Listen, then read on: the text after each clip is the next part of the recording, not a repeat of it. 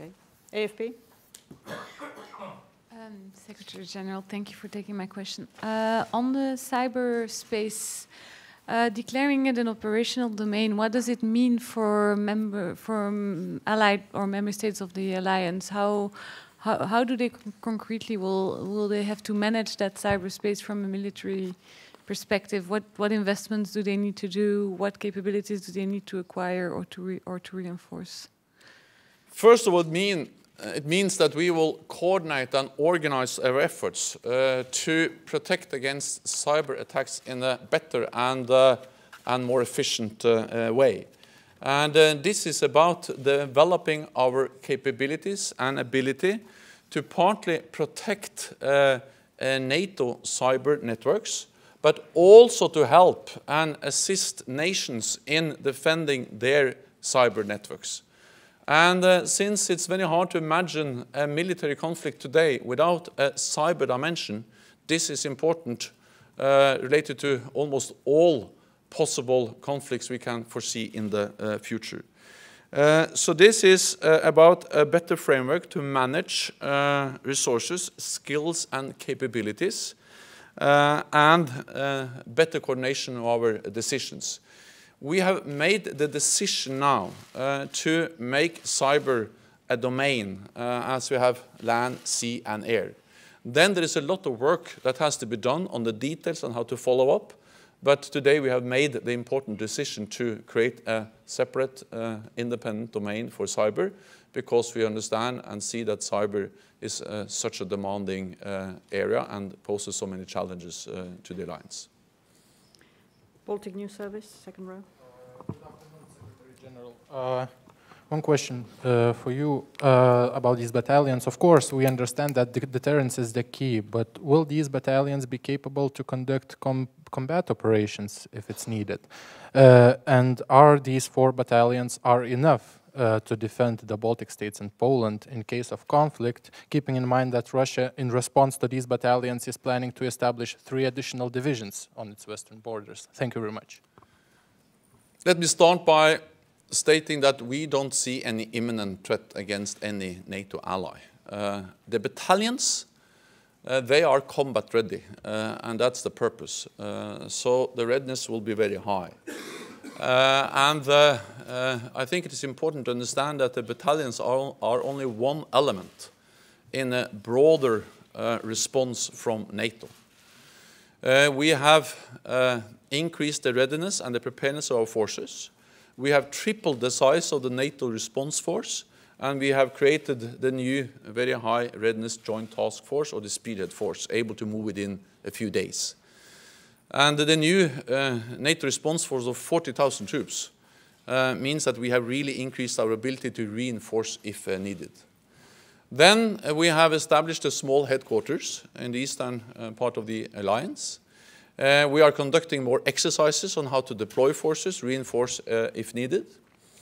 And we have also decided to have more pre-positioned equipment and supplies. So all of this is a chain where we have some more forward presence, we have more command and control, we have more exercises, we have more pre-positioned supply and equipment, and then we have 40,000 NATO response force troops ready to move if needed.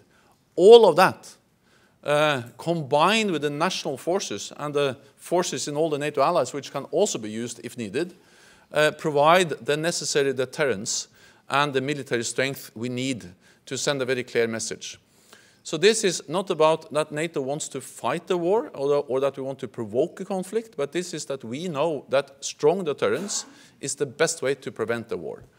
And this was very much welcomed in the meeting today. And it was also very good to see that during the meeting, several nations made commitments, pledges, announced that they are ready to contribute to participate in this enhanced forward presence. Lady in the front row. Hi. Thank you. Secretary General, Donald Trump has repeatedly attacked NATO as irrelevant. Are his comments causing concern among NATO members? And what is your response to that criticism? We have many other concerns than the US election campaign. And I leave it to the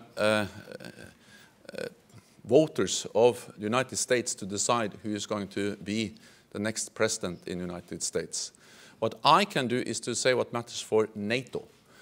And that is that we have proven, not least with the meeting today, that we are as relevant as ever, and that we are able to adapt to a changed and more dangerous security environment, and that we are delivering.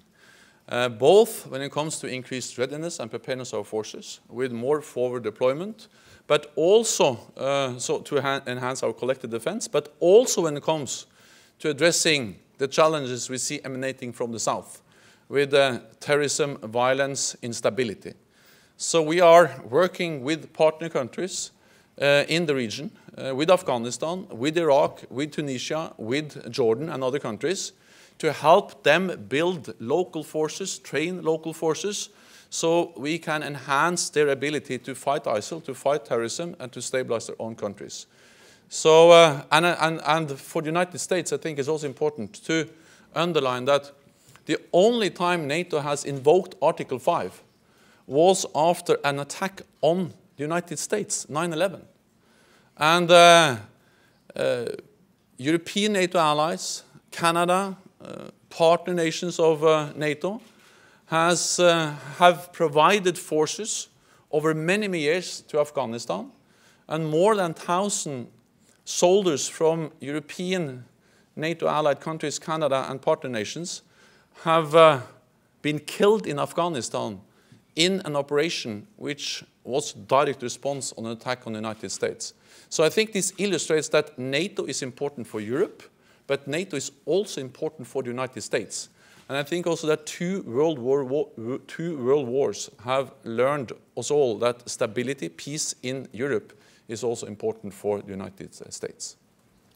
DG 24, Romania, second row.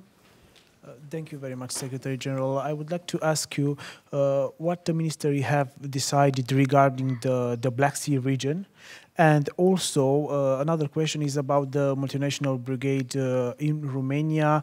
On what principles this brigade will work after the summit, of course? We have already increased our presence in the Black Sea region. That's part of our assurance measures. So we have conducted air policing, we have more naval presence, and we have also more exercises. What we have decided now is that we will further increase and step up our efforts in the Black Sea region. And we discussed at our meeting today the establishment of a Romanian multinational framework brigade under multinational division Southeast. And this is a new element. It's a proposal from Romania. And I think the important thing is that we have decided to implement tailored measures for the Black Sea region or for the southeast of our alliance. Exactly how it's going to be done, we will work on that, but there will be more presence, there will be more NATO presence, and I also welcome the initiatives and the proposals from Romania making that possible. German television ZDF in the back.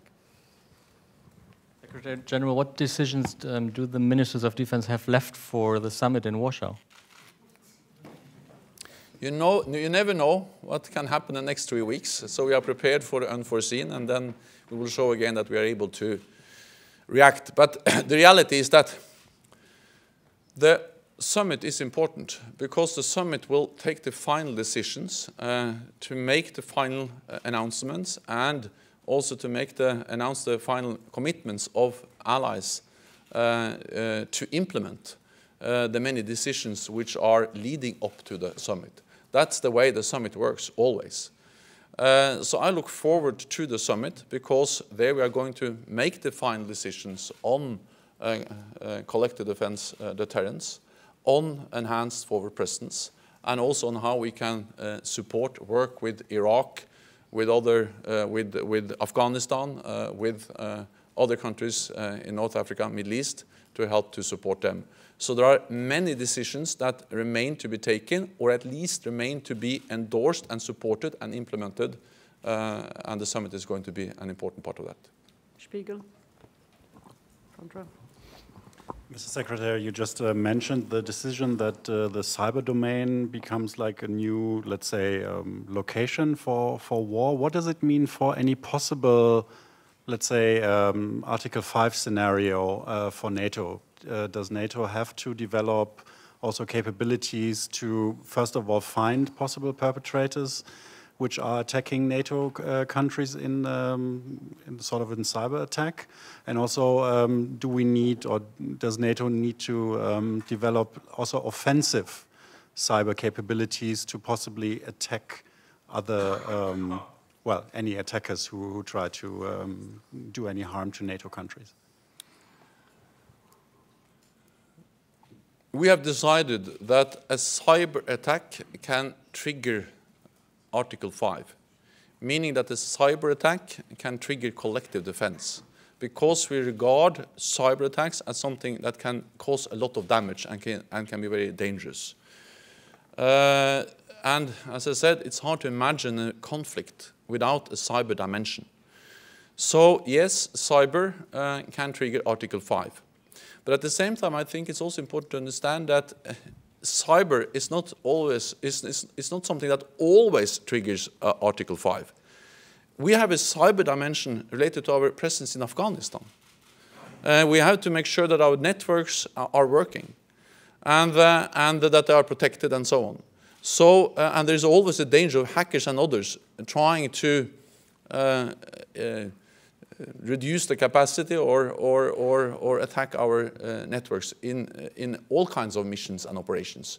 So it's not always a big Article 5 operation where we need cyber defense. It can also be smaller or other kinds of military missions and operations where cyber defense is relevant. What we do is defensive, but it is important to develop our defensive capabilities. And it is important to be able to attribute, because one of the challenges when we speak about cyber is that it's not always easy to tell exactly who is attacking you. So everything related to attribution is one of the issues which are high on our agenda, and we are developing capabilities to be better able to attribute different kinds of cyber attacks. Wall Street Journal. To follow up on that, there was the announcement of a Russian cyber attack on the Democratic Party in the United States.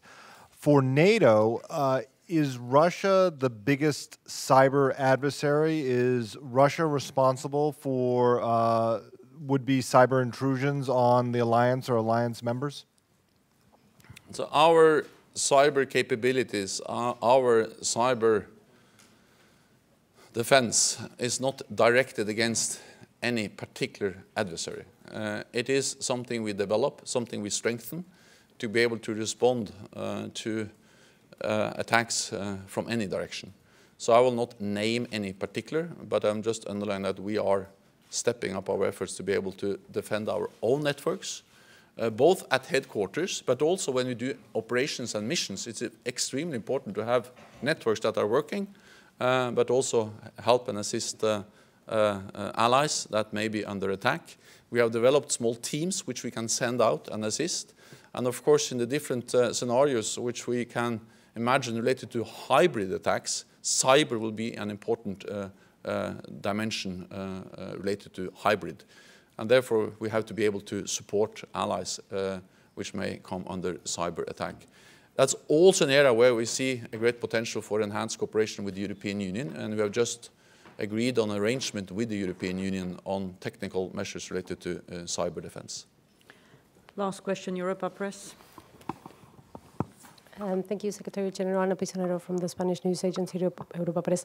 Does NATO still think possible to have a NATO-Russia Council before the summit to appease a bit tensions after the decisions to beef up presence in the Baltic states?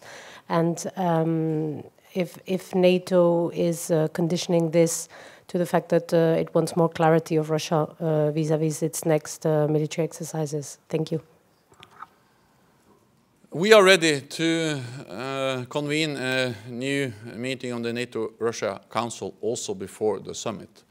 But of course we have to agree with Russia. We have to agree on the dates, on the agenda, on the modalities of the meeting. And we have a pragmatic approach, meaning that for us it is important that we meet because we regard the NATO-Russia Council as a platform for dialogue, and especially when tensions are high as now, it's even more important that we meet and that we keep channels for political dialogue open. We also believe that the NATO-Russia Council is a tool to avoid creating situations that can trigger a development which can just escalate tensions. So one of the areas which we think are important to address in the NATO-Russia Council is transparency, predictability related to military activity. We have seen some incidents, some accidents. We have seen the downing of the Russian plane over Turkey. We have seen Russian planes flying very close to NATO ally, also a US ship in the Baltic Sea and planes. And we have to do whatever we can to prevent or to avoid that kind of incidents. And if they happen, make sure that they don't spiral out of control and create really dangerous situations. So we are ready to meet. We are now consulting with Russia. And then we will inform you on the results when the consultations are over. Thank you very much. That's all we have time for because the Secretary General needs to be at the ministerial dinner, but there will be an opportunity. Thank you so much. There will be an opportunity tomorrow.